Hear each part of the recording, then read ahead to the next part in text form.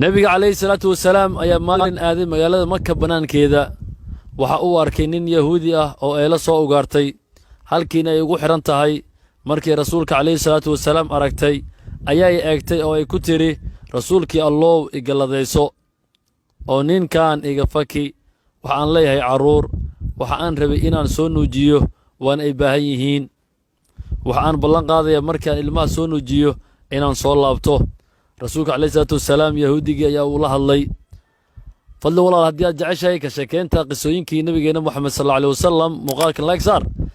sheer garee si ay u gaaraan dad badan oo walaalaha muslimiinta ka mid ah si ay uga faa'iideystaan qisadan oo kale commentiga qorsaliga nabiga intuu ku qorayn saligaaga adigna waxa ku socdo ajri dambi dhaaf ma sha Allah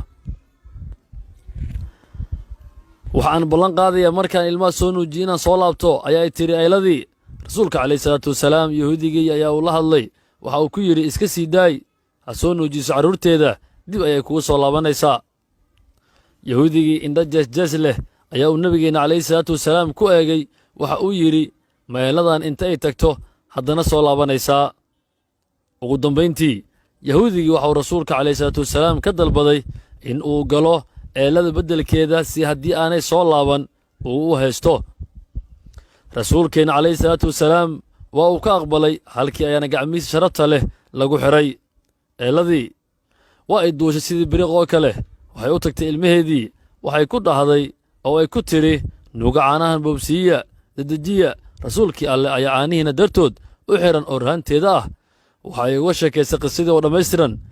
ilmihii waxa ay yidhaahdeen lagama yaabo inaanu cabno caano rasuulkii ilaahay u xiran yahay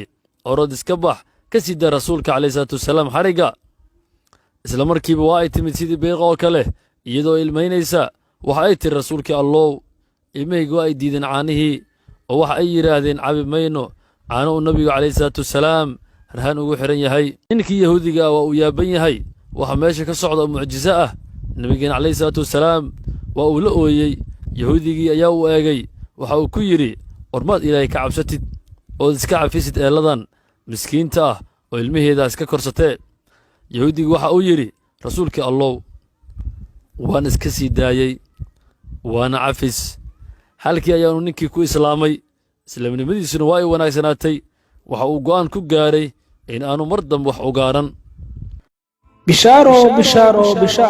bishaaradani waxay ku socotaa dhammaan qurba joogta Soomaaliyeed ee ku nool daafaha caalamka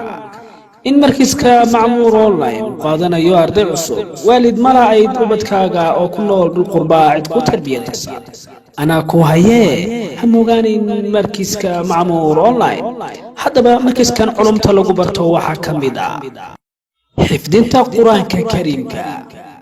barashada luqadda carabiga tajwiid siiradii nabigeena suban naxariis iyo nabadgelyo korkiisa ha ahaatee adkaar iyo tarbiyada ubadka haddaba bulshooy hamuugaan markiiska macmuur online oo ka qabtiraya dhammaan baahiyaha waxbarasho ee ubadkaaga haddaba wixii faahfaahinintaasi dheerna kala xidhiidh nambarada shaashada kaaga muuqda